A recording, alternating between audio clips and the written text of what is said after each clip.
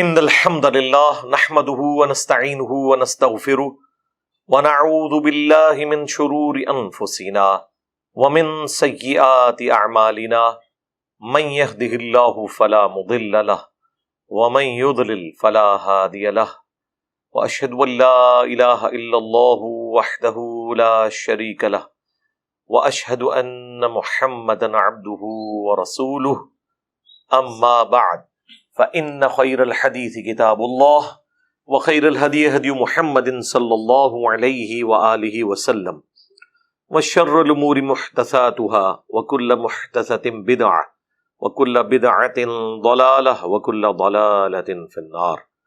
أعوذ بالله السميع العليم من الشيطان الرجيم من همزه ونفخه ونفثه. بسم الله الرحمن الرحيم. رب اشرح لي صدري ويسر لي امري واحلل عقدة من لساني يفقهوا قولي. بسم الله الرحمن الرحيم. ان الله وملائكته يصلون على النبي يا ايها الذين آمنوا صلوا عليه وسلموا تسليما. اللهم صل على محمد وعلى آل محمد كما صليت على إبراهيم وعلى آل إبراهيم إنك حميد مجيد. اللهم بارك على محمد وعلى آل محمد كما باركت على إبراهيم وعلى آل إبراهيم إنك حميد مجيد. اللهم ربنا آتنا في الدنيا حسنة وفي الآخرة حسنة وقنا عذاب النار. ربنا آتنا من لدنك رحمة وهيئ لنا من أمرنا رشدا. لا إله إلا أنت سبحانك إني كنت من الظالمين. حسبنا الله ونعم الوكيل. يا حي يا قيوم برحمتك أستغيث ولا حول ولا قوة إلا بالله العلي العظيم. آمین. الحمدللہ آج 11 ستمبر 2022 کو سنڈے کے دن ہماری یہ قرآن کلاس نمبر 129 کی اسٹوڈیو ریکارڈنگ ہونے جا رہی ہے. سورۃ الانفال کی پہلی 4 آیات ہم نے پچھلی دفعہ کور کی تھی اور اس کے بعد اچھا خاصا حصہ ہم نے غزوہ بدر کی تمہید کے اوپر لگایا تھا. آج ان باتوں کو میں ریپیٹ نہیں کروں گا. آج ہم ڈائریکٹلی وہ آیات شروع کریں گے جن کے حوالے سے ہم پہلے ڈسکشن کر چکے ہوئے ہیں. اعوذ باللہ من الشیطان الرجیم. بسم اللہ الرحمن الرحیم. کما اخرج ربک من بیتک بالحق. جس طرح کے نکال لایا آپ کا رب آپ کو آپ کے گھر سے حق کے ساتھ، با مقصد، پرپزفل. وَإِنَّ فَرِيقًا مِّنَ الْمُؤْمِنِينَ لَكَارِهُونَ. اور بے شک مومنین میں سے ایک گروہ ایسا بھی تھا جو ناپسند کر رہا تھا جھگڑا کرنے کو، اس ہونے والے واقعے کو. وہ میں پہلے بتا چکا کہ نبی علیہ السلام گھر سے تو اس نیت سے نکلے تھے کہ مشرکین عرب نے چونکہ مسلمانوں کی جائیداد کے اوپر قبضہ کر لیا ہوا تھا مکے میں، اور ان کی لائف لائن جو ہے وہ مدینہ سے ہو کر گزرتی تھی، جو ان کے تجارت کا سارا معاملہ تھا یمن کے ساتھ. اس کے ایکویلنٹ ان کا ایک تجارتی قافلہ ابو سفیان لے کر آ رہے تھے. اس وقت تک وہ مسلمان نہیں ہوئے تھے.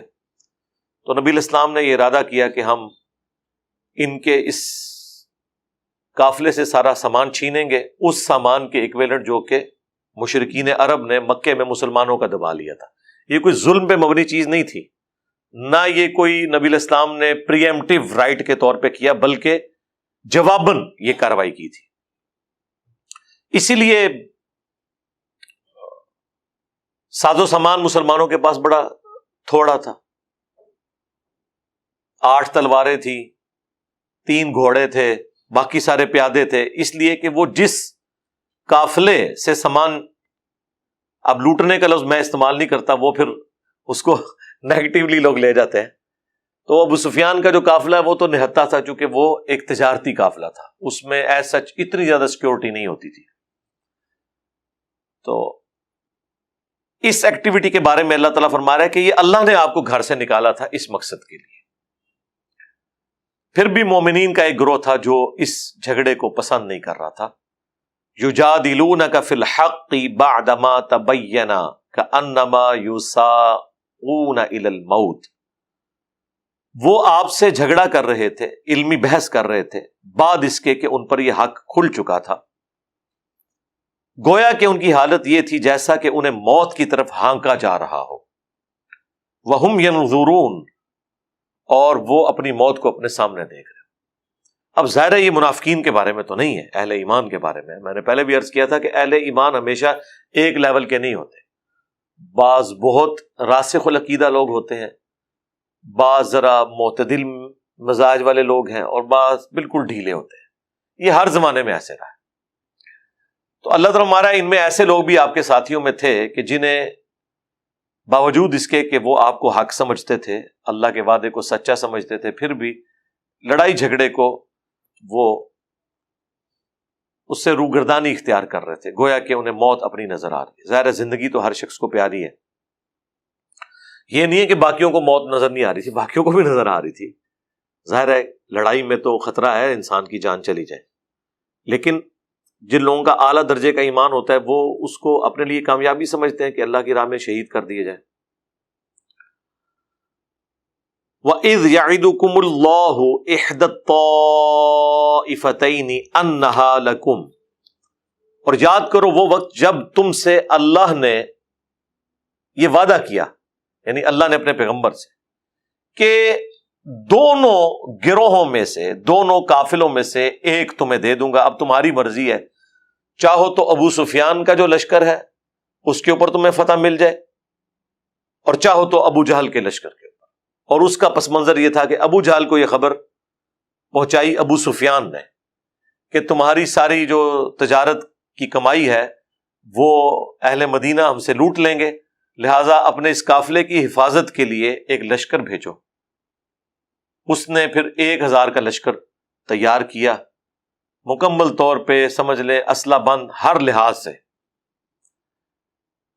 وہ مسلمانوں سے لڑائی کرنے نہیں آ رہے تھے بلکہ اپنے تجارتی قافلے کی حفاظت کے لیے آ رہے تھے۔ اب ظاہر ہے کہ جب ابو سفیان نے ایک یہ ایکٹیویٹی پرفارم کی اس کا رزلٹ یہ نکلنا تھا، دوسری طرف ابو سفیان نے سمجھداری یہ کی کہ وہ جو ایک آرڈنری راستہ تھا جو مدینے کے قریب سے ہو کر گزرتا تھا، اس کی بجائے اس نے ساحل سمندر کا راستہ اختیار کیا جو کہ لمبا تھا اور دور تھا۔ اب وہ مسلمانوں کی پہنچ سے دور ہو گیا اور وہ اپنے لشکر کو بچا کر مکے تو پہنچ گیا، پیچھے کچومر نکل گیا ان کا جو کہ اس قافلے کی حفاظت کے لیے آئے ہوئے تھے۔ لیکن اللہ تعالیٰ نے اپنے نبی علیہ السلام کو وحی کے ذریعے بتا دیا کہ ان دونوں میں سے ایک تمہیں مل جائے گا۔ اب مسلمان تو گھر سے نکلے تھے اس تجارتی قافلے کے لیے، اسی لیے مسلمانوں نے پاس اپنے اتنی تلواریں اور باقی ساز و سامان نہیں رکھا۔ یہ نہیں ہے کہ غربت کا کوئی عالم تھا، ایسا نہیں تھا، وہ اس تیاری کے لیے نکلے ہی نہیں تھے۔ اللہ تعالیٰ نے فیصلہ کیا کہ اب کافروں سے بدلہ لینے کا، عذاب استیصال کا وقت آ گیا ہے، مسلمانوں کی تلوار ان کے اوپر مسلط کی جائے۔ اور وہ اسی صورت میں ہونا تھا جب کہ مسلمانوں کا ٹکراؤ وہ اس قافلے کے ساتھ ہوتا جو 1000 لوگوں پر مشتمل مشرکین عرب کا قافلہ تھا، اور اس طریقے سے اللہ تعالیٰ معجزانہ مسلمانوں کو فتح دے کر یہ چیز اسٹیبلش کر دیتا کہ اس پیغمبر کے ساتھ اللہ ہے، اور مخالفین کا جھوٹا ہونا ثابت ہو جاتا۔ لیکن ظاہر ہے کہ یہ ایک انسان کی نیچر ہے کہ اب 1000 کے لشکر جو کہ جنگجو لڑاکے ہیں، ان کے ساتھ 300 لوگ وہ ٹکرائیں جن کے پاس 8 تلواریں ہیں، 3 گھوڑے ہیں اور چند ایک اونٹ ہیں، یعنی وہ 313 جو اصحاب بدر تھے، جو بخاری میں آیا کہ 300 سے تھوڑے سے اوپر تھے، یہ اتنے ہی تھے، صحیح بخاری میں آیا جتنا کہ جالوت کے خلاف جنگ میں حضرت طالوت کے پاس تھے۔ اب نہتا تو نہیں لڑا جا سکتا، لیکن اللہ تعالیٰ نے اسے ایک معجزانہ ایک فتح بنانا تھا۔ تو اپنے نبی سے وعدہ کیا اللہ نے کہ دونوں میں سے ایک میں تمہیں دے دوں گا۔ وَتَوَدُّونَ أَنَّ غَيْرَ ذَاتِ الشَّوْكَةِ، اور تم میں سے کچھ لوگ ایسے تھے وہ تو پسند یہی کر رہے تھے کہ وہ نہتے قافلے کے ساتھ لڑائی ان کی ہو۔ ظاہر ہے یہ عقل کا بھی تقاضا ہے، ہم بھی ہوتے تو یہی ہے، ویسے آپ جتنے مرضی نعرے مار لیں، ایک نیچرل چیز ہے کہ 300 لوگ ہیں اور تلواریں 8 ہیں، تو وہ تو اب آپ کو یہ جو آج کل لوگ کہانیاں کراتے ہیں کہ جی آپ دروشی پڑھ کے یا ذکر کر کے مسلط ہو جائیں، تو وہ تو مسلمان بھی پریشان ہی تھے کہ یار اس طرح تو مقابلہ نہیں ہو سکتا. لیکن وہ اللہ تعالیٰ کا پلان یہ تھا کہ میں یہ جو بدر کا واقعہ ہے اس کو ایک معجزہ بناؤں گا، اور غزوہ بدر اللہ کا عذاب تھا کافروں پر. اسی وجہ سے یہ ریشو پروپورشن بہت ڈیفرنٹ رکھی گئی. اگر یہ برابر ہوتی تو وہ مسلمانوں کی بہادری بھی ہو سکتی تھی. اللہ تعالیٰ ٹوٹلی اس کو اپنے ساتھ منسوب کرنا چاہتا تھا کہ جو میں نے سورہ توبہ کی آیت نمبر 14 کے حوالے سے بتایا تھا نا کہ اگلی امتوں پر اللہ کا عذاب آتا تھا پیغمبروں کا انکار کرنے کے سبب، اس امت میں بھی عذاب آیا سورہ توبہ کی آیت نمبر 14 میں کہ اللہ تعالیٰ صحابہ اکرام کی تلواروں کو کافروں پر مسلط کرے گا. یہ عذاب استیصال تھا، ایکویلنٹ تھا اس عذاب کے جو کبھی چنگھاڑ کی شکل میں، کبھی سمندری طوفان کی شکل میں، کبھی آسمان سے پتھر برسنے کی شکل میں. ہمارے نبی علیہ السلام کا بھی تو انکار کیا تھا نا کافروں نے. ادھر بھی تو کوئی عذاب آنا چاہیے تھا. یہاں پہ عذاب سورہ توبہ کی آیت نمبر 14 میں ہے کہ ہم تمہاری تلواروں سے انہیں عذاب دیں گے. تو ظاہر تلواروں سے عذاب دیں گے، اگر دونوں طرف برابر ہوں تو پھر اللہ تعالیٰ کا تو اس حوالے سے کوئی معجزہ سامنے نہیں آئے گا. معجزہ اسی وقت ہوگا، اللہ کی نشانی اسی وقت ظاہر ہوگی جبکہ ایک طرف نہتے ہوں اور دوسری طرف پورے اسلحے کے ساتھ لیس لوگ ہوں اور جیت گئے جائیں. یہ تو امپاسبل چیز ہے نا، سوائے اس کے کہ معجزہ ہو. تو یہ معجزہ ہی تھا. غزوہ بدر پہلی قسط تھی اللہ تعالیٰ کے عذاب استیصال کی، جس کے پیچھے آلموسٹ آپ سمجھ لیں نبی علیہ السلام کی 15 سال کی مبارک دعوت تھی جس کا انکار انہوں نے کیا. اور جو مکی قرآن 2/3 قرآن میں جو اتنی دھمکیاں آئی ہیں کہ اب دیکھیں نا قرآن میں کتنی دھمکیاں ہیں. مکی قرآن 2/3 ہے اور ہر صورت میں دھمکی ہے کہ اگر تم اس نبی پر ایمان نہیں لاؤ گے تو جس طرح قوم عاد پر سمود پر عذاب آیا تھا تم پر بھی آ جائے گا. تو آنا تھا نا. وہ کیسے آیا؟ تلوار کے ذریعے، قتال کے ذریعے. یہ قتال کی حکمت تھی. تو تم تو چاہتے تھے نہتے قافلے کی طرف جاؤ.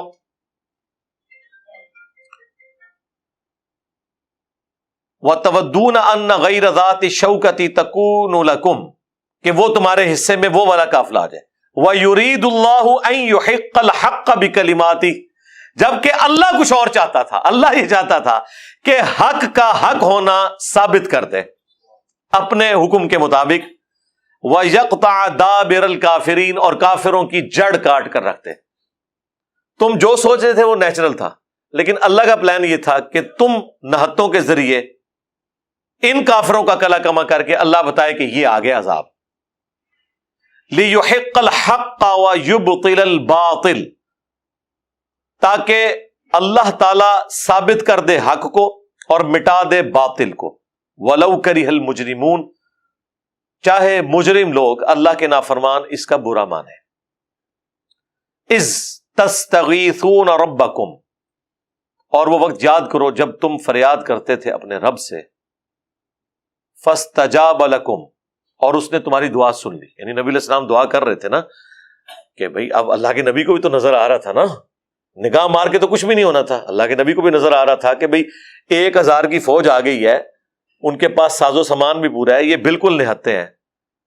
اور بخاری میں تو اس درجے تک رسول اللہ نے دعا کی کہ حضرت ابوبکر نے کہا یا رسول اللہ بس کریں، آپ اس درجے تک. لیکن نبی علیہ السلام کو تو پتا تھا نا بھائی جس نے محنت کی ہوتی ہے اس ہیٹ کو وہی فیل کر سکتا ہے. اس میں تو یہاں تک الفاظ ہیں کہ اے اللہ اگر تو چاہتا ہے کہ قیامت تک تیری عبادت نہ ہو اس سرزمین میں تو پھر تو ان کو ہلاک کر دے، اور اگر تو چاہتا ہے کہ اسلام باقی رہے پھر تو نے آج مجھے فتح دینی ہے. تو سب سے زیادہ سٹیک پہ جو چیز لگی ہوئی تھی وہ نبی علیہ السلام کی محنت تھی نا. اتنی محنت سے آپ کا ٹوٹل سرمایہ زندگی کا وہ 300 لوگ تھے اور اب وہ نہتے ہیں اور سامنے سے 1000 کا لشکر. تو انسان کی یعنی عقل دنگ رہ جاتی ہے اس حوالے سے کہ کیسے ہو سکتا ہے، سوائے سے کہ اللہ کی طرف رجوع لایا جائے کہ اب تو نے ہمیں اس آزمائش میں ڈالا ہے تو اب تو نے ہمیں نکالنا بھی ہے. تو جب تم اپنے رب سے فریاد کر رہے تھے تو اس نے تمہاری فریاد سن لی. اور کیا سنی؟ انی ممدکم بألف من الملائکۃ مردفین، کہ یقیناً بے شک میں تمہاری مدد کرنے والا ہوں 1000 فرشتوں کے ذریعے جو پے در پے آنے والے ہوں گے، قطار در قطار اتریں گے. ادھر بھی 1000 کا لشکر تھا نا، تو یہاں بھی 1000 فرشتے آئیں گے. فرشتہ تو ایک بھی وہ تھا لیکن یہ اللہ تعالیٰ نے فرشتوں کی جو تعداد مقرر کی نا، یہ مسلمانوں کی صرف تسلی کے لیے کہ ہوں پائی گنتی پوری ہوگی تو پاس یہی ذکر آ گیا. وما جعل اللہ الا بشرا ولتطمئن به قلوبکم. اور یہ جو فرشتوں کے اعتبار سے اللہ نے بشارت دی ہے نا تمہیں، اس کو بشارت بنایا ہے اور تمہارے دلوں کے اطمینان کا سبب. وَمَن نَّصْرُ إِلَّا مِنْ عِنْدِ اللَّهِ. اور مدد تو نہیں ہوتی مگر اللہ ہی کی طرف سے. فرشتہ ایک بھی نازل نہ ہو، اللہ کے لیے کوئی مشکل ہے؟ ایک ٹورنیڈو چلا دے، ایک ریگستانی جھکڑ چلے تو مخالفین کو اکھاڑا جا سکتا تھا. اللہ کے پاس تو بے شمار آپشنز موجود ہیں. ان اللہ عزیز حکیم. بے شک اللہ تعالیٰ غالب ہے، حکمت والا ہے. کمال کے الفاظ ہے یہ، اللہ تعالیٰ کے بڑے یونیک نام ہے اور یہ جوڑے کی شکل میں ہمیشہ آتے ہیں، العزیز اور الحکیم. عزیز کہتے ہیں غالب کو، چھایا ہوا، جس کے حکم کو کوئی ٹال نہیں سکتا، اور حکیم جو اپنے معاملات کو اپنی حکمت اور پلاننگ کے تحت لے کے چلتا ہے. یہ دونوں چیزیں مل کے ایک بیلنس کرتی ہیں کہ اللہ غالب تو اتنا ہے کہ اپنے مخالفین کا کچومر نکال کے رکھ دے، لیکن اس کی حکمت یہ ہے کہ ڈھیل دیتا ہے کہ شاید کوئی پلٹ آئے، فوراً پکڑتا نہیں ہے.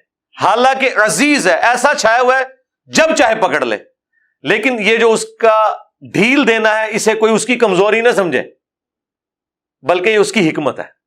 یہ ڈھیل تھی نا میرے بھائی، ورنہ خالد ابن ولید جو 19 سال کے بعد مسلمان ہوئے ہیں اور رضی اللہ عنہ تو نہ ہوتے اگر پہلے یہ عذاب آ گیا ہوتا.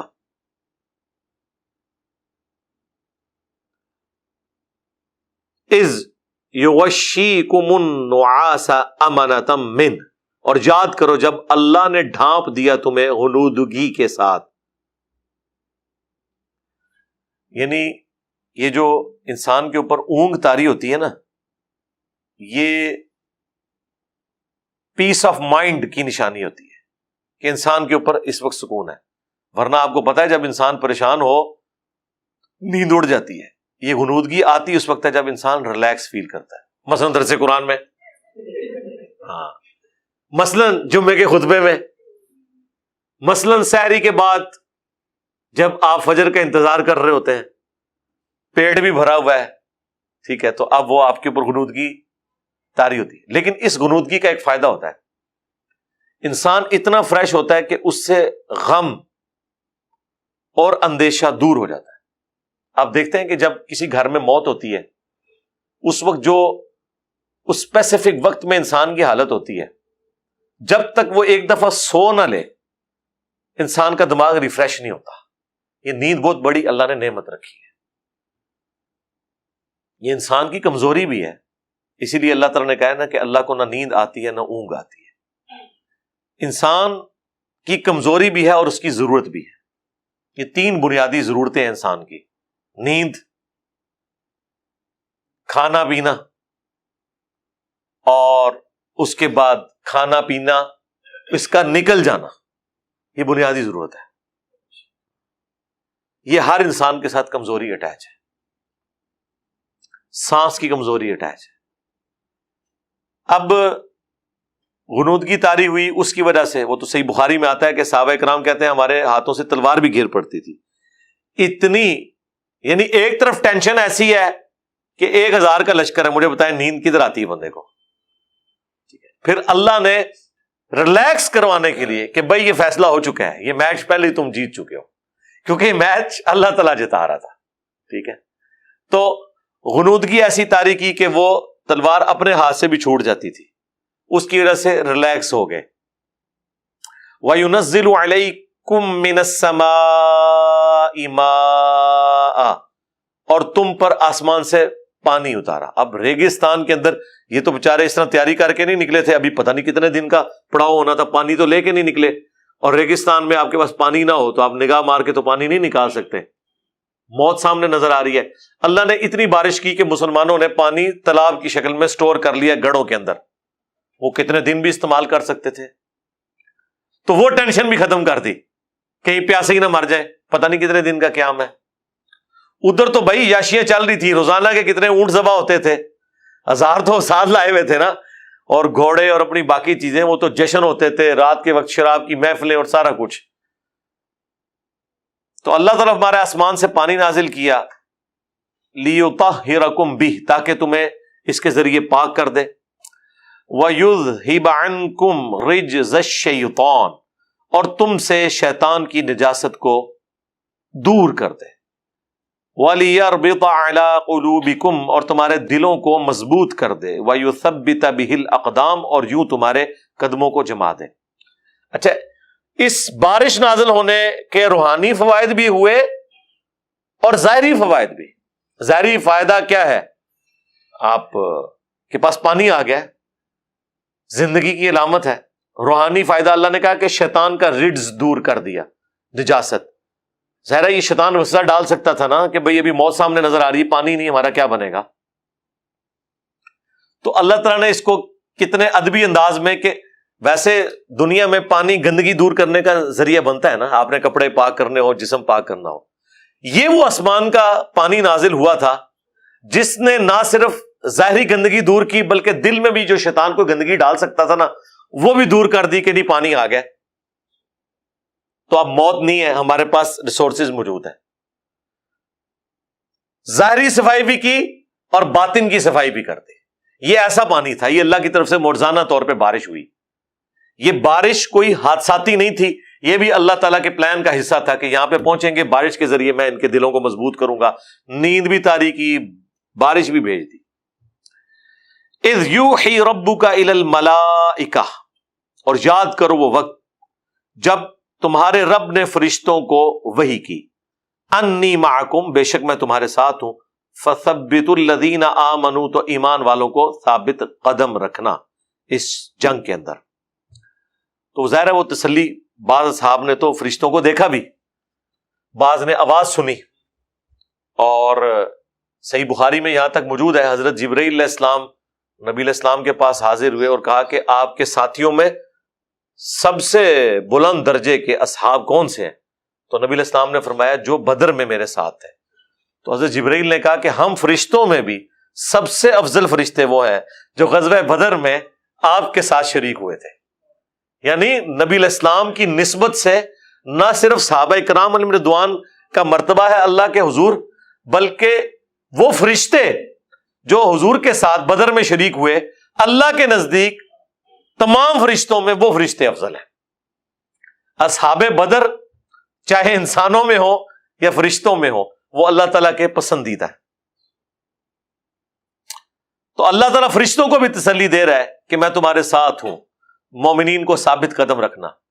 سألقی فی قلوب الذین کفروا الرعب، ان قریب میں کافروں کے دلوں میں رعب ڈال دوں گا. فضربوا فوق الاعناق، تو تم مارو ان کی گردنوں کے اوپر. وضربوا منہم کل بنان، اور ان کے ہر جوڑ کے اوپر چوٹ لگاؤ. اب ویسے آپ یہ جملے صرف بیچ میں سے اٹھا لیں تو اور یہ پروپیگنڈا کرنا شروع کر دیں کہ جی یہ غفور الرحیم ہے اللہ تعالیٰ، کہ وہ کہہ رہا ہے انہاں دی گردنہ لاؤ، انہاں دے جوڑ پنو. ٹھیک ہے، کلپ تو کاٹا جا سکتا ہے نا اس میں سے بھی. تو کیا یہ پورے کے پورے قرآن میں سے یہ کلپ کاٹنا اور اس کلپ کی بنیاد پہ اللہ کی پرسنالٹی کو سمجھنا انصاف کا تقاضا ہوگا؟ نہیں. اس کے پیچھے پورا پس منظر ہے. 15 سال کی دعوت ہے، اتنی ڈھیل، اتنا سمجھانا، اس کے باوجود یہ بغاوت کہ وقت کے پیغمبر کو نہ صرف انہوں نے انکار کیا بلکہ ان کو اور ان کے جانثار ساتھیوں کو ہجرت کرنے پہ مجبور کر دیا اور ان کا ساز و سامان بھی قبضے میں کر لیا. بالکل نہتے بیچارے مدینہ شریف پہنچے. مواخات تو نبی علیہ السلام نے کروائی، لیکن وہ بھی کس لیول کی ہوگی؟ وہ بھی تو غریب لوگ ہی تھے جن کے ساتھ بھائی بھائی بنایا، سبسسٹنس لیول پہ ہی لائف گزار رہے تھے نا. تو ایک تکلیف تو تھی. اس پورے سینیریو میں 15 سال کے بعد اگر کوئی جج یہ فیصلہ سنائے کہ اب ان کی گردنیں اتارنے کا وقت آ گیا ہے، تو یہ کوئی ظلم پہ مبنی ڈیسیژن نہیں ہوگا، اس کے پیچھے پورا پس منظر ہے. اس لیے پک اینڈ چوز نہیں کرنا چاہیے، معاملات کو دیکھنا چاہیے کہ یہ پورے کا پورے سینیریو کے بعد یہ ورڈکٹ آئی ہے.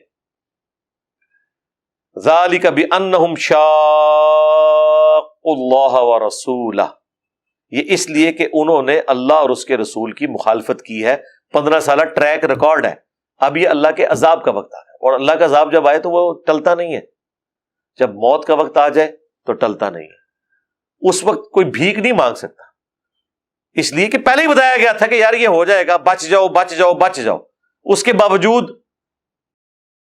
ایسی روش اختیار کی جائے جو بغاوت کے اوپر مبنی ہو تو پھر انسان اللہ کو گلہ نہیں کر سکتا. وَمَن يُشَاقِقِ اللَّهَ وَرَسُولَهُ، اور جو کوئی مخالفت کرتا ہے، دشمنی کرتا ہے اللہ اور اس کے رسول کی، فَإِنَّ اللَّهَ شَدِيدُ الْعِقَابِ، تو بے شک اللہ تعالی سخت ہے عذاب دینے میں. ذَلِكُمْ فَذُوقُوهُ وَأَنَّ لِلْكَافِرِينَ عَذَابَ النَّارِ. اب اللہ تعالیٰ کافروں کے حوالے سے یہ بات کر رہا ہے کہ اے حق کے دشمنوں، یہ سزا ہے، پس چکھو اسے. کافروں کے لیے ابھی تو آتش جہنم کا عذاب باقی ہے، وہ تو آنے والا ہے. دنیا میں یہ عذاب ہے. اب یہ وہ دلیل بھی آ گئی کہ یہ دنیا کا عذاب یعنی اللہ تعالیٰ کی طرف سے عذاب استحصال جو انبیاء کے انکار کرنے والوں پر آیا کرتا تھا. اللہ تعالیٰ نے غزوہ بدر میں فرشتوں کے ذریعے کافروں کی گردنیں کٹوا کر، ان کو زخمی کروا کر، 70 کے قریب قیدی بنوا کر اسے کہا ہے ذالکم، یہ ہے وہ، فذوقوا، اسے چکھو، وَأَنَّ لِلْكَافِرِينَ عَذَابَ النَّارِ، اور ابھی کافرین کے لیے آخرت کا عذاب باقی ہے. تو جو میں نے وہ ایک عذاب استحصال کے حوالے سے سورہ توبہ کی آیت 14 کا حوالہ دیا، اس کو سپورٹیو یہ آیت بھی آ گئی. یا ایھا الذین آمنوا، اے ایمان والو، اذا لقیتم الذین کفروا، دیکھنا جب تمہارا مقابلہ ہو کافروں سے، زحفا فلا تولوہم الادبار، جب کافروں کے آمنے سامنے تم آؤ تو دیکھنا پیٹھ نہ دکھانا. اب ان آیات سے پتہ چل رہا ہے یہ آیات غزوہ بدر سے پہلے نازل ہوئی ہیں، ان کو تیاری کروائی جا رہی ہے. وَمَن يُوَلِّهِمْ يَوْمَئِذٍ دُبُرَهُ، اور جو کوئی بھی تم میں اس دن اس جنگ میں غزوہ بدر میں پیٹھ دکھا گیا، سوائے 2 استثناء کے، الا، سوائے اس کے، متحرفا لقتال، کہ وہ پینترا بدلنے کے لیے، یعنی کوئی ایک سمجھ لے ٹیکٹیکل موو کے طور پر، وقتی طور پر پسپائی اختیار کی، بھاگنے کی نیت سے نہیں بلکہ ایک نئے حملے کی تیاری کے لیے، وہ ایک علیحدہ بات. او متحیزا الی فئۃ، یا پھر وہ اپنی جماعت کے ساتھ مل رہا ہو، اس کے لیے اسے پیچھے ہٹنا پڑے کہ کوئی نئی اسٹریٹجی آئی ہے. یہ 2 ہو سکتی ہیں. اس کے سوا جس نے بھی پیٹھ دکھائی، فقد باء بغضب من اللہ، تو پس وہ شخص اللہ کے غضب کا مستحق ہو گیا. ومأواہ جہنم، اور ایسے شخص کا پھر ٹھکانہ ہوگا جہنم. وبئس المصیر، اور کیا ہی بری لوٹنے کی جگہ ہے. یہ صحابہ کرام سے یہ بات ہو رہی ہے کہ یا تو تم ایک ٹیکٹیکل موو کے طور پر، یا ایک اس اعتبار سے پیچھے ہٹنا جنگ میں کہ اپنی جماعت کے ساتھ آ کر ملے. یہ 2 ایک ایکسیپشنز ہیں. ان کے سوا جو کوئی شخص میدان جنگ چھوڑ کر بھاگے گا، واپسی کا راستہ اختیار کرے گا، تو وہ اللہ کے عذاب کا مستحق ہو گیا اور اس کا ٹھکانہ ہے جہنم، والعیاذ باللہ تعالی. لیکن اللہ تعالیٰ نے اہل ایمان کو ثابت قدم رکھا، یہاں تک نوبت نہیں آئی. فلم تقتلوہم، اب اللہ تعالیٰ نے وہ جو غزوہ بدر کے اندر اسپیسیفکلی اللہ کی غیبی مدد آئی ہے، اس کے والے سے مسلمانوں سے کہا، اور ظاہر ہے کہ وہ مال غنیمت سے سٹارٹ ہوئی تھی بات انفال کی. اب جب مدد ہی اللہ نے دلوائی ہے تو کافروں کا چھوڑا ہوا مال اس کے اوپر کوئی انڈیویجول کیسے کلیم کر سکتا ہے؟ اسی لیے شروع میں آیا تھا نا کہ مال غنیمت اللہ اور اس کے رسول کا ہے. اب یہاں پہ وہ بات آ رہی ہے، فلم تقتلوہم، تم نے تو انہیں قتل نہیں کیا، ولکن اللہ قتلہم، بلکہ اللہ نے انہیں قتل کیا. اور بھئی کئی صحابہ کے ہاتھ میں تو چھڑیاں تھیں، اب تلوار کے آگے چھڑی کیسے کام کرتی ہے؟ اس سے پہلے کہ وہ ان پر وار کوئی کافر کرتا، فرشتے ان کی گردن اتار دیتے تھے. لیکن یہ جو اس طرح کے واقعات ہیں، ان کو پکڑ کے آپ آج کل کسی کو کوئی کہانی نہ کروائیں پلیز. یہ کام نہ کریں. وہ ڈاکٹر اقبال کے شعروں تک ہی رہنے دیں آپ. ہاں پریکٹیکل لائف میں ایسے نہیں ہوتا. یہ ایک اسپیسیفکلی نبی علیہ السلام کی دعوت کو اللہ نے غالب کرنا تھا. میرے بھائی اگر یہی کچھ ہونا ہوتا تو جنگ قادسیہ میں مسلمان جو ہیں وہ پرشین امپائر کے ہاتھیوں کے نیچے آ کے نہ کچلے جاتے. وہاں پہ بھی کوئی فرشتہ آتا اور ہاتھیوں کی ٹانگیں کاٹ دیتا. تو 8,500 مسلمان شہید ہوئے ہیں. 4 دن تک وہ جنگ جاری رہی قادسیہ کی. یرموک میں بھی سینکڑوں مسلمان شہید ہوئے ہیں, تب جا کے اللہ نے فتح دی ہے. تو یہ جو اسپیسیفکلی نبی علیہ السلام کی موجودگی میں جو باتیں ہیں نا, یہ آج بھی ہو ابراہیم سا جو ایما پیدا آگ کر سکتی ہے انداز گلستان پیدا خدا دا نہ جائے. یہ تسی نہیں ڈیسائیڈ کرنا. ویسے انہوں نے بات ٹھیک کی ہے, چونکہ ابراہیم جیسا ایمان ہو ہی نہیں سکتا, کبھی بھی پیدا نہیں کرے گی انداز گلستان. ہاں کوئی دعویٰ کر سکتا ہے میرا ابراہیم والا ایمان ہے. اس شعر نو تو میں ایسا ہی سمجھنا, اگر اس شعر کو صحیح سمجھنا ہے نا تو اس اعتبار سے سمجھے کہ نہ کوئی ابراہیم جیسا ہوگا اور نہ آگ ٹھنڈی ہوئے گی, سڑو گئی. ہاں یہی مطلب ہے نا, اور کیا ہے. یہ جو معجزات انبیاء کے بارے میں رپورٹ ہوئے ہیں, یہ کوئی ایک ایکسٹراڈنری واقعات ہیں, ان کا انکار ہم نہیں کرتے, لیکن کہیں آپ کو یہ ترغیب نہیں دلائی گئی کہ اس کی بنیاد پہ یہ کریں. یہ پتہ ترغیب, اس کو ترغیب دلاتے ہیں, وہ ہے جرم. یہ اسی طریقے سے ہے کہ کوئی بخاری مسلم کی وہ حدیث کہ ایک فاحشہ عورت تھی, اس نے ایک کتے کو اپنے چمڑے کے موزے میں کنویں سے پانی نکال کر پلا دیا. اب مجھے بتائیں اس واقعے سے اگر کوئی یہ ثابت کرنے کی کوشش کرے کہ انسان کو فحاشی کے کام کرنے چاہیے اور اینڈ پہ ایک کتے کو پانی پلا دینا چاہیے تو بخشش ہو جائے گی, اس طرح کا بےہودہ معنی کوئی لے گا اس سے؟ مجھے بتائیں. تو ادھر یہ آپ کیوں اس طرح کے معنی لیتے ہیں کہ کوئی پیغمبر کے ساتھ کوئی ایکسٹراڈنری واقعہ ہوا؟ کہیں قرآن میں اللہ تعالیٰ نے کہا ہے کہ جو کوئی ایسا کرے گا ہم اس کے ساتھ یہی سلوک کریں گے.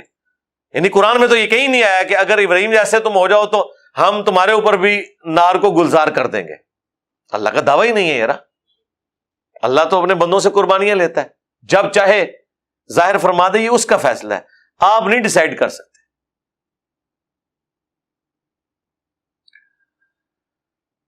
تم نے تو انہیں قتل نہیں کیا تھا بلکہ اللہ نے قتل کیا تھا. وما رمیت اذ رمیت ولکن اللہ رما. اور اے نبی جو آپ نے وہ کنکریوں کی مٹھی بھر کر پھینکی تھی کافروں کی جانب, وہ آپ نے نہیں پھینکی تھی, وہ اللہ نے پھینکی تھی جب کہ آپ نے پھینکی تھی. یعنی رسول اللہ کے ہاتھ کو اللہ نے اپنا ہاتھ قرار دیا اس حوالے سے کہ نبی علیہ السلام اللہ کے ریپریزنٹیٹو ہیں. ویسے کوئی شخص یوں مٹھی بھرے اور یوں پھینکے 10-15 فٹ سے زیادہ تو کوئی دور تھرو پھینک ہی نہیں سکتا. چہ جائے کہ سامنے کافروں کا لشکر اتنی دور ان کی آنکھوں میں جا کے پڑے اور ان پہ مسلمانوں کا روب طاری ہو جائے. تو غزوہ بدر کے موقع پر یہ واقعہ ہوا. اسی طرح کا ایک واقعہ غزوہ حنین کے موقع پر بھی ہوا ہے, وہ صحیح مسلم میں رپورٹ ہوا ہے, جہاں پر 12,000 کا لشکر, صرف تکبرانہ جملے نکل گئے چند اصحاب کے منہ سے کہ ہم بدر میں تو 313 تھے, غالب آئے تھے, آج ہم قبیلہ حوازن سے زیادہ ہیں. 12,000 کا لشکر, اور اللہ تعالیٰ فرما رہا ہے پھر تمہیں بھاگنے کی جگہ بھی نہیں ملی, صرف 80 بندے حضور کے ساتھ رہ گئے. صحیح بخاری میں آتا ہے 12,000 کا لشکر, اتنی بھگدڑ مچی. وہ کافی تیر ان کے نشانوں پہ لگتے تھے قبیلہ حوازن کے, اور یہ مشرکین عرب کے خلاف آخری جنگ تھی غزوہ حنین, جو فتح مکہ کے بھی 3-4 مہینے بعد ہوئی. وہاں پہ نبی علیہ السلام, پھر مسلم شریف میں آتا ہے, بخاری میں بھی ہے, مسلم میں ڈیٹیل کے ساتھ ہے, آپ رجز پڑھتے ہوئے آگے گئے, انا النبی لا کذب انا ابن عبد المطلب, میں نبی ہوں, اس میں کوئی جھوٹی بات نہیں ہے, میں عبد المطلب کا بیٹا ہوں. اور پھر آپ نے یوں مٹھی بھر کے ان کی طرف بھیجی, اور اللہ تعالیٰ کے محبوب صلی اللہ علیہ وآلہ وسلم کی مبارک زبان سے یہ الفاظ نکلے کہ ان کے چہرے جھلس گئے اور پیٹ پھیر کے یہ بھاگ گئے. اور وہ ایسا ہی ہوا, پھر وہ اللہ تعالیٰ نے ایک معجزہ ظاہر کیا. تو یہ 2 مواقع پہ ہوا ہے, بدر میں بھی اور حنین میں. وَلِيُبْلِيَ الْمُؤْمِنِينَ مِنْهُ بَلَاءً حَسَنًا, تاکہ احسان فرمائے مومنین پر اللہ تعالیٰ اپنی طرف سے بہترین احسان، یعنی یہ جو ہم نے غیبی مدد کی، یہ مسلمانوں کی ان قربانیوں کا نتیجہ ہے جو انہوں نے مکے میں تکلیف کاٹی کہ آج اللہ کی غیبی مدد ان کے ساتھ آ گئی۔ ان اللہ سمیع علیم، بے شک اللہ تعالیٰ سب کچھ سننے والا، علم والا ہے۔ ذالکم وان اللہ موہن کید الکافرین، اور یہ تو ہوا اور بے شک اللہ تعالیٰ ذلیل و خوار کرنے والا ہے، کمزور کر دینے والا ہے کافروں کے مکر اور فریب کو۔ ان تستفتحوا، اگر تم فیصلے کے طلبگار تھے نا اے کافروں، فقد جاءکم الفتح، تو دیکھو اب فتح کا فیصلہ آ گیا۔ وہ اصل میں نا ابو جہل نے کہہ دیا تھا کل یوم الفرقان ہے، حق اور باطل میں فیصلے کا دن ہے، کل فیصلہ ہو جائے گا۔ تو اللہ نے فرمایا کہ فیصلہ مانگ رہے تھے، لو پھر فیصلہ ہو گیا۔ وہ بھی اپنے آپ کو اللہ والے ہی سمجھ رہے تھے، وہ آگے ان کی دعا بھی آ جائے گی۔ وَإِن تَنْتَهُوا فَهُوَ خَيْرٌ لَكُمْ، اور اگر تم اب بھی باز آ جاؤ تو تمہارے لیے بہتر ہے۔ وَإِن تَعُودُوا نَعُدْ، اور اگر پھر شرارت کرو گے ہم بھی پھر اسی طریقے سے بدلہ لیں گے۔ اور وہ باز نہیں آئے تو احد میں اللہ نے پھر دوبارہ سے ان کے ساتھ یہ کیا۔ وہ تو مسلمانوں کی لغزش کی وجہ سے وہ فتح شکست میں بدلی، ادروائز فتح تو وہاں بھی ہو گئی تھی، وہ چھوڑ کے بھاگ گئے تھے۔ اللہ نے اپنا وعدہ پورا کر دیا تھا جو سورہ آل عمران میں ہم پڑھ چکے ہیں۔ وَلَن تُغْنِيَ عَنْكُمْ فِئَتُكُمْ شَيْئًا وَلَوْ كَثُرَتْ، اور جب اللہ تعالیٰ کی طرف سے عذاب آنا ہے تو پھر کیا حال ہوگا کہ تمہیں کوئی فائدہ نہیں پہنچائے گی تمہاری جماعت، خواہ کتنی ہی زیادہ کثرت میں ہو۔ جب اللہ فیصلہ کر لے گا، ویسے تو اللہ نے کر کے دکھا دیا کہ ادھر 1000 کی جماعت تھی، سامنے 313 تھے، آندہ بھی جو مرضی کر لو، اس سے بڑی فوج لے آؤ، اللہ تعالیٰ تمہیں ذلیل و خوار کرے گا۔ وَأَنَّ اللَّهَ مَعَ الْمُؤْمِنِينَ، اور بے شک یہ کہ اللہ تعالیٰ مومنین کے ساتھ ہے۔ یا ایھا الذین آمنوا، اے ایمان والو، اطیعوا اللہ ورسولہ، اطاعت کرو اللہ کی اور اس کے رسول کی۔ وَلَا تَوَلَّوْا عَنْهُ وَأَنْتُمْ تَسْمَعُونَ، اور روگردانی نہ کرو جبکہ تم بات سن بھی رہے ہو۔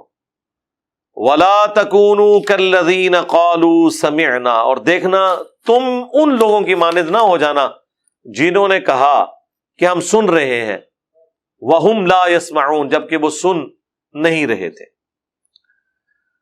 ان سے مراد سابقہ امت مسلمہ بنی اسرائیل، وہ بھی اپنے پیغمبروں کی باتیں سنتی تھی لیکن سنی انسنی کر دیتی تھی۔ اور وہ منافقین بھی مراد ہے جو نبی علیہ السلام کی مجلس میں بیٹھتے تھے اور کہتے تو تھے کہ ہم اس دعوت حق کو سن رہے ہیں، لیکن وہ سننے کا سا سننا نہیں سنتے تھے، وہ صرف اپنا ٹائم پاس کرنے کے لیے بیٹھتے تھے کہ کل کو اگر مسلمانوں کا پلڑا بھاری ہوا تو ہم تو اوپر سے اعلانیہ مسلمان ہیں، ہم ان کے ساتھ اٹیچ ہو جائیں گے، اور اگر خدا نخواستہ مسلمانوں کو شکست ہوئی تو یہودیوں سے بھی انہوں نے دوستیاں اپنی باقی رکھی ہوئی تھی۔ ان کو یہی کہتے تھے نا، وہ جو سورہ بقرہ کے سٹارٹ میں آیا کہ جب یہ اپنے شیاطین کے پاس جاتے ہیں تو کہتے ہیں ہم تو آپ کے ساتھ ہیں، ان کے ساتھ تو ہم مذاق کر رہے ہیں۔ تو اللہ نے فرمایا پھر اللہ ان کے ساتھ مذاق کرے گا جیسا کہ اللہ کی شان کے لائق ہے۔ تو اہل ایمان تم نے وہ والا کام نہیں کرنا۔ ان شر الدواب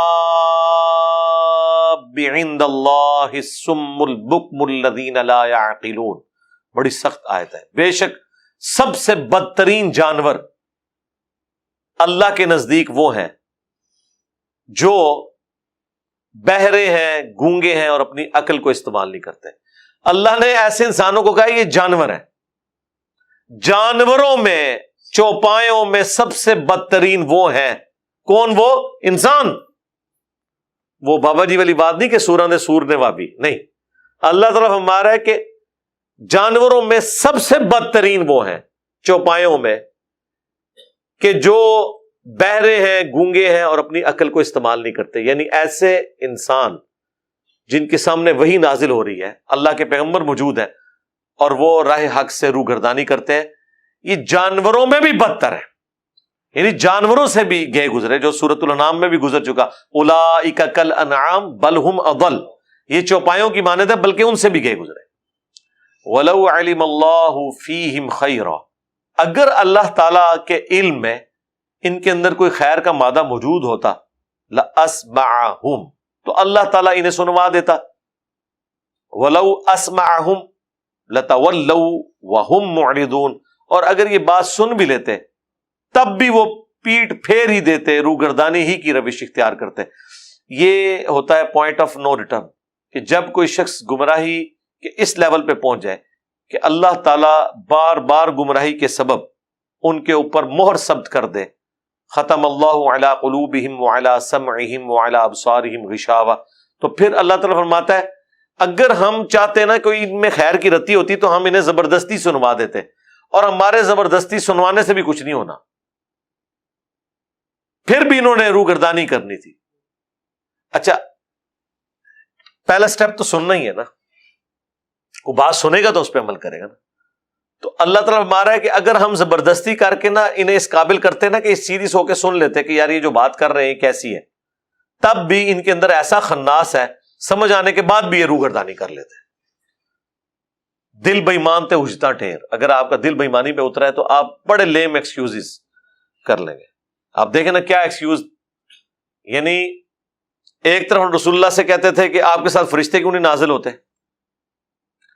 اللہ تعالیٰ نے فرمایا ہے کہ اگر ہم فرشتے نازل کریں پھر تو ان کا کام ہی تمام کر دیں گے. سورۃ الانعام میں عذاب آ جائے گا. سورہ بنی اسرائیل میں اللہ تعالیٰ نے فرمایا ہے کہ اگر زمین پر فرشتے آباد ہوتے تو فرشتوں میں پیغمبر آتا, انسان آباد ہے تو انسانوں میں سے آئے گا. اور آپ یہ بات یاد رکھیں, اگر فرشتوں میں پیغمبر آتا تو انہوں نے کہنا تھا ہم تو انسان ہیں, کوئی انسانوں میں سے بندہ نکالے. ہاں, ہر چیز کے توڑ میں کوئی نہ کوئی جواب تو موجود ہوتا ہے, اور یہ اللہ نے قرآن میں ذکر کیا ہے کہ اگر ہم ان کی بات مان بھی لیں تب بھی یہ پھر اسی مغالطے میں پڑ جائیں گے جس میں ہے. وہ کہتے تھے آسمان سے لکھی ہوئی کوئی کتاب نازل ہو. اللہ تعالیٰ نے فرمایا کہ سورۃ الحجر میں اگر ہم آسمان سے کوئی کتاب نازل کریں, یہ اپنے ہاتھوں سے انہیں چھو بھی لیں, تب بھی یہ کہیں گے ہماری نظروں پہ جادو ہو گیا, یہ وہ کتاب ہی نہیں ہے, اس سانو لگ رہا ہے کتاب ہے نہیں ہے. تو یہ ہے پوائنٹ آف نو ریٹرن. اب قرآن حکیم کی سخت ترین آیات آ رہی ہیں. یہ ڈاکٹر اسرار صاحب رحمہ اللہ اکثر اس کو پاکستانیوں کے اوپر فٹ کرتے تھے. ان کے کئی ایک لیکچرز ہیں ان آیات کے حوالے سے, اور وہ واقعی آپ دیکھیں بالکل فٹ ان بیٹھتا ہے. یہ طویل خاص کے اعتبار سے تو اللہ تعالیٰ نے نبی الاسلام کے جانثار ساتھیوں کو خطاب کیا کہ تم نے اب پیغمبر کا ساتھ دینا ہے پوری کمٹمنٹ کے ساتھ, اور اللہ اور اس کے رسول کے ساتھ خیانت نہیں کرنی, کیونکہ اب مشکل وقت تم پر اس حوالے سے آ رہا ہے. مکے میں مشکل وقت صرف تھا غریب مسلمانوں پہ. یہ جتنی آپ تکلیفیں سنتے ہیں نا, ریت پر لٹا دیا, کسی کو کوئلوں پر لٹا دیا, یہ غریب مسلمانوں کے ساتھ ہو رہا تھا. امیر مسلمانوں کو یا جو اونچے خاندان کے لوگ اسلام قبول کر چکے تھے ان کے ساتھ دوسرے لوگ یہ حرکت نہیں کرتے تھے, کیونکہ وہاں پر قبائلی سسٹم اتنا سٹرونگ تھا کہ عقیدہ دوسرے نمبر پہ ہوتا تھا, قبیلہ پہلے نمبر پہ ہوتا تھا. اسی وجہ سے نبی الاسلام کی پشت پر بنو ہاشم کھڑے ہوئے تھے. ایون جب ہجرت مدینہ ہوئی ہے تو حضرت عباس نے ہینڈ اوور کیا تھا نبی الاسلام کو ان کے انصار مدینہ کے پوری گارنٹیوں کے ساتھ, حالانکہ حضرت عباس خود مسلمان نہیں تھے, لیکن ابو طالب کے بعد وہ ڈومیننٹ تھے بنو ہاشم کے اعتبار سے. اس لیے انہوں نے کہا کہ اگر تم میرے بھتیجے کی حفاظت کر سکتے ہو تو لے کے جاؤ, ورنہ اگر کوئی مسئلہ ہوا تو ہم تمہیں نہیں چھوڑیں گے. تو قبیلہ اپنے ساتھیوں کے ساتھ اگرچہ وہ دوسرے مذہب بھی کوئی اختیار کر لیں وہ کھڑا ہو جاتا تھا. اس وجہ سے یہ کوئی پٹائی ہوتی تھی تو وہ ہوتی تھی غلاموں کی, یا زیادہ سے زیادہ اس قبیلے کے اپنے لوگوں میں سے کوئی, یعنی اگر کوئی سگا باپ ہے, کسی کا سگا بھائی ہے, چچا ہے, وہ پٹائی کر دے کسی کو ایمان لانے پہ تو کر دے, دوسرے کی مجال نہیں ہوتی تھی کو اس کو ہاتھ بھی لگائے, کیونکہ پھر ان کی وہ حمیت قبائلی سسٹم والی جاگ اٹھتی تھی. یہ ان کے اندر ایک پازیٹو چیز بھی تھی, نیگیٹو بھی تھی.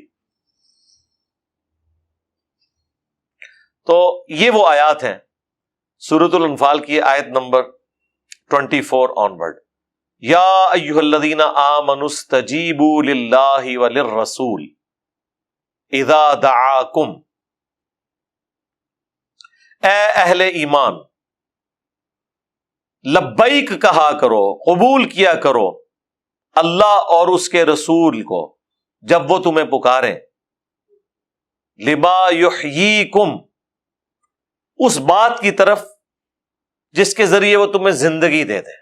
آخرت کی زندگی ہے اللہ اور اس کے رسول کی اطاعت کرنے کے اوپر، ہمیشہ کی زندگی تمہارا مقدر ہونے والی ہے، لبیک کہا کرو اللہ اور اس کے رسول کے احکامات پر۔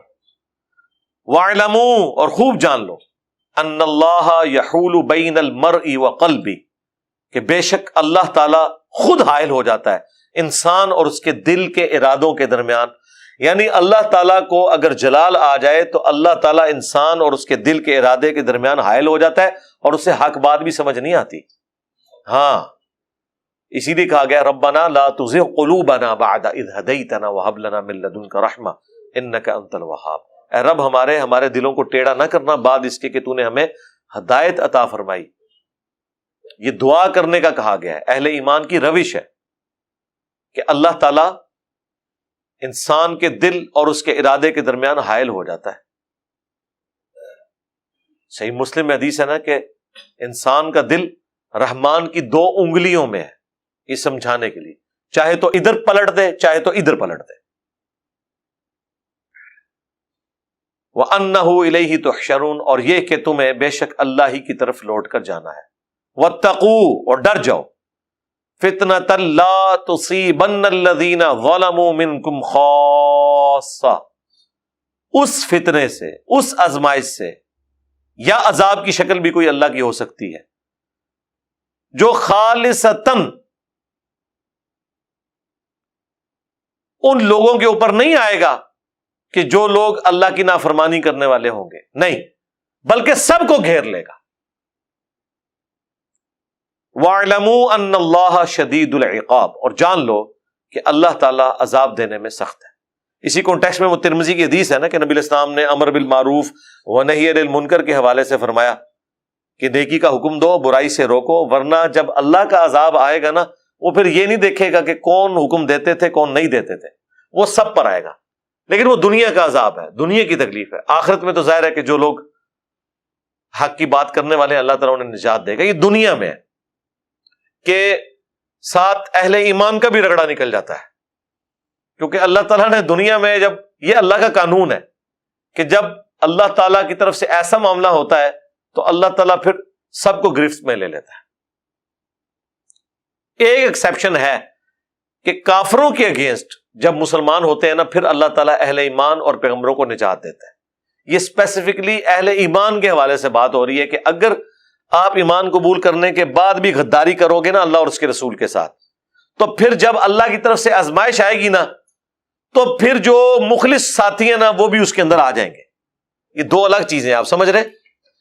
کافر اور مسلمانوں کے اگینسٹ اللہ تعالیٰ سارے اہل ایمان کو بچا لیتا ہے، لیکن مسلمانوں کے اندر جب گروپنگ ہو جائے نا تو جو مسلمان اللہ کی نافرمانی کرنے والے ہیں ان کا وبال اہل ایمان کے اوپر بھی پڑ جاتا ہے، جس کا سب سے واضح ثبوت غزوہ احد دیکھ لیں۔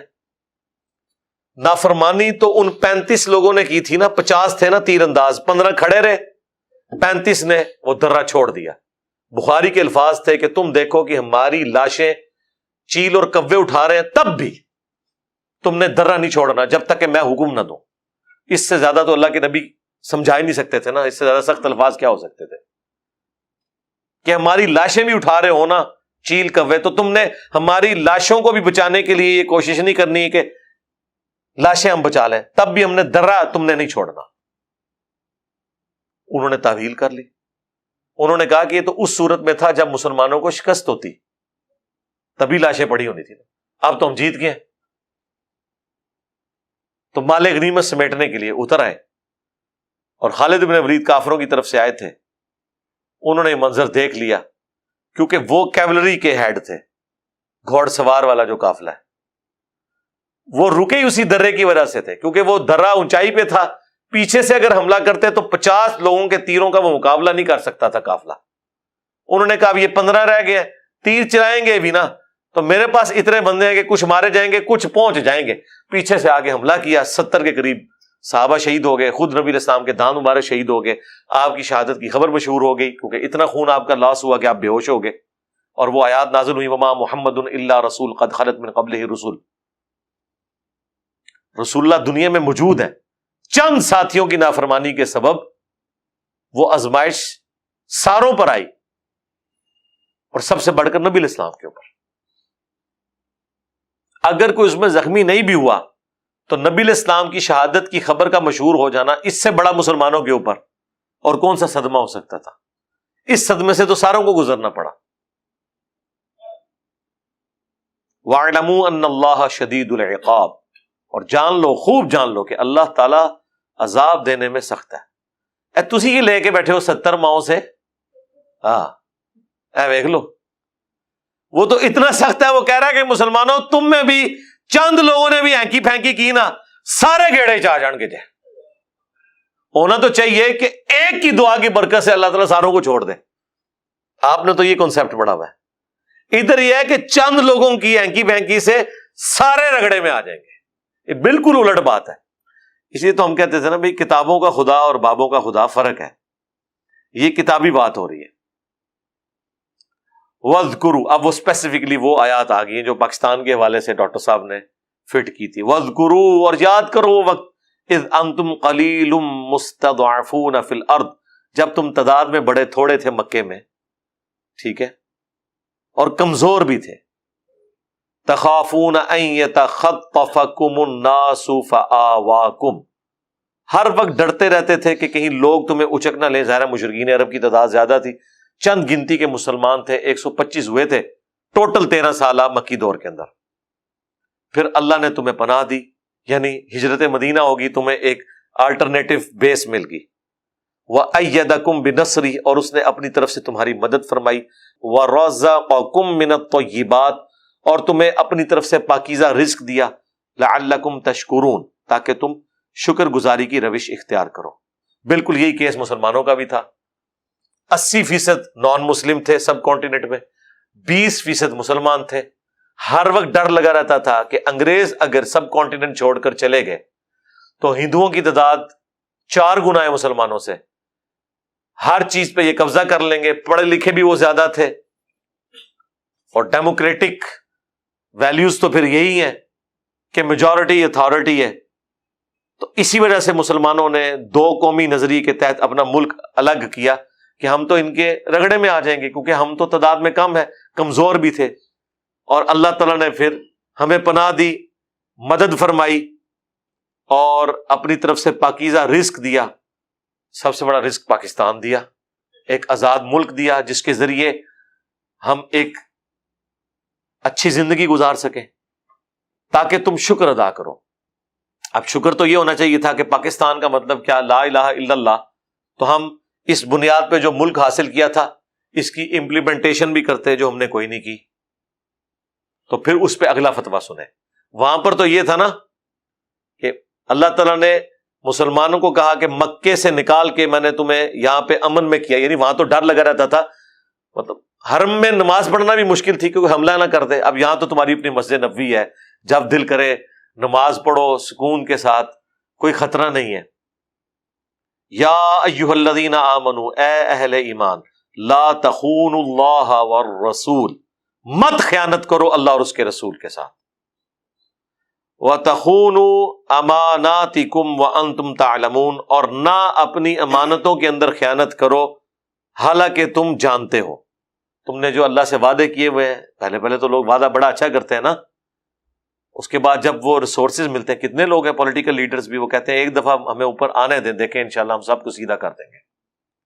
سب کو کیا سیدھا ہوتا ہے؟ سارے ٹیڑے اپنے ساتھ لگا کے خود سب زیادہ ٹیڑے ہو جاتے ہیں۔ تو اللہ تعالیٰ ہمارا دیکھنا، اب خیانت نہیں کرنی۔ تم وہاں کہتے تھے نا کہ ہمیں ذرا آزادی ملے، ہماری بھی کوئی سرزمین ہو، تو دیکھو ہم نے مدینہ تمہیں دیا ہے۔ اب جہاد کا وقت آئے تو ہمارے نبی کے ساتھ خیانت نہ کرنا، اور ہمارے کیس میں بھی کہ پاکستان لے تو لیا، تو اب اللہ رسول کے ساتھ خیانت نہ کرنا، جس مقصد کے تحت لیا تھا دعائیں مانگ کے وہ مقصد پورا کرنا، کوئی نہیں کیا۔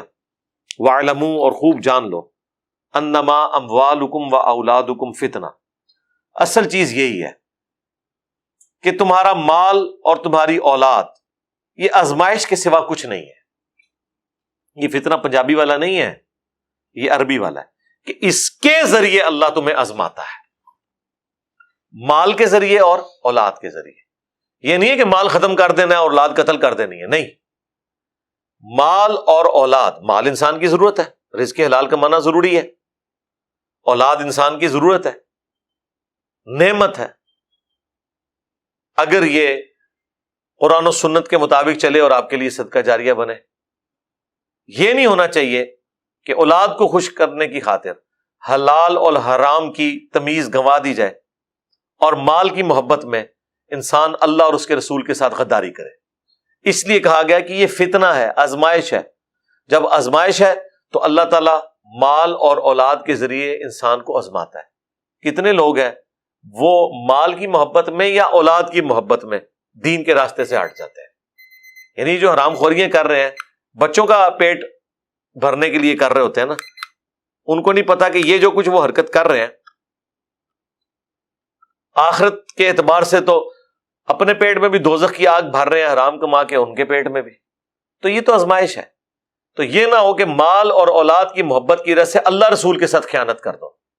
اس زمانے میں بھی یونیورسل ٹروتھ تھا، آج بھی یونیورسل ٹروتھ ہے. وَأَنَّ اللَّهَ عِندَهُ أَجْرٌ عَظِيمٌ، اور بے شک اللہ کے ہاں بڑا اجر ہے. یعنی دنیا میں اگر کسی شخص کو کوئی تکلیف کاٹنی بھی پڑی تو آخرت کا اجر تو باقی ہے نا. وہ اجر ایسا ہے جو نہ کم ہوگا اور نہ ختم ہوگا. اور دنیا آخرت کے مقابلے میں حقیر بھی ہے اور ختم بھی ہو جانے والی ہے. دنیا سونا بھی ہوتی نا اور آخرت مٹی بھی ہوتی، تب بھی آخرت کی تگودو ہونی چاہیے تھی، وہ ہمیشہ رہنے والی ہے. لیکن یہاں تو بالکل الٹ ہے.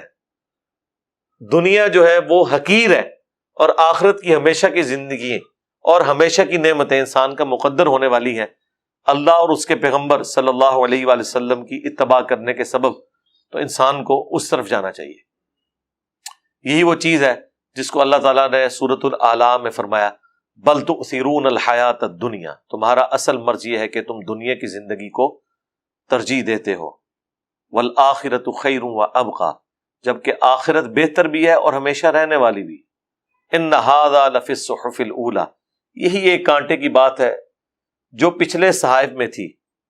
صحف ابراہیم و موسیٰ، چاہے موسیٰ علیہ السلام کے صحائف ہیں یا ابراہیم علیہ السلام کے، تمام الہامی کتابوں کی دعوت کا خلاصہ قرآن میں یہی بیان ہوا ہے کہ دنیا کی زندگی عارضی ہے، اصل زندگی آخرت کی ہے.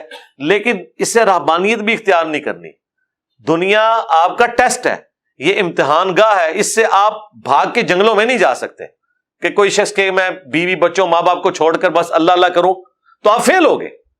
یہ تو اسی طریقے سے کہ آپ کمرہ امتحان سے خالی پیپر دے کے بھاگ جائیں تو کوئی پاس ہوگا نہیں.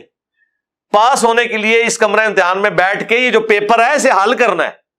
یہ آپ کے پاس پیپر آیا ہے کہ آپ نے ماں باپ بیوی بچوں کے حقوق پورے کرنے ہیں، ان کے درمیان توازن رکھنا ہے. حلال کماتے وقت جو تکلیف اٹھانی پڑ رہی ہے حرام سے بچنے کے لیے، یہ آپ کا ٹیسٹ ہے. ان ٹیسٹوں سے آپ گزریں گے ہی نہیں اور جنگلوں میں آپ نکل جائیں اور پتے باندھ رہے اپنے جسم کے اوپر اور آپ کے میں اللہ اللہ کروں گا تو کنفرم فیل. چونکہ دنیا تو آپ کی امتحان گاہ تھی، اس کو چھوڑ کے تو آپ نہیں جا سکتے. خالی پیپر بھی نہیں دے کے جا سکتے اور خراب پیپر بھی نہیں دے کے جا سکتے. پیپر دینا ہے، صحیح دینا ہے تو کامیاب ہو جائیں گے. یہ ہے اصل چیز. اللہم ربنا آتنا فی الدنیا حسنہ وفی الآخرۃ حسنۃ وقنا عذاب النار. ربنا هب لنا من ازواجنا وذریاتنا قرۃ اعین وجعلنا للمتقین اماما. اللہ تعالیٰ سے دعا ہے جو حق بات میں نے کہی ہمارے دلوں میں راسخ فرمائے. اگر جذبات میں میرے منہ سے کوئی غلط بات نکل گئی اللہ تعالیٰ ہمارے دلوں سے محو کر دے، ہمیں معاف بھی فرما دے. ہمیں کتاب و سنت کی تعلیمات پر عمل کر کے دوسرے بھائیوں تک پہنچانے کی توفیق عطا فرمائے. سبحانک اللہم وبحمدک اشہد ان لا الہ الا انت استغفرک واتوب الیک وما علینا الا البلاغ المبین. جزاکم اللہ خیرا.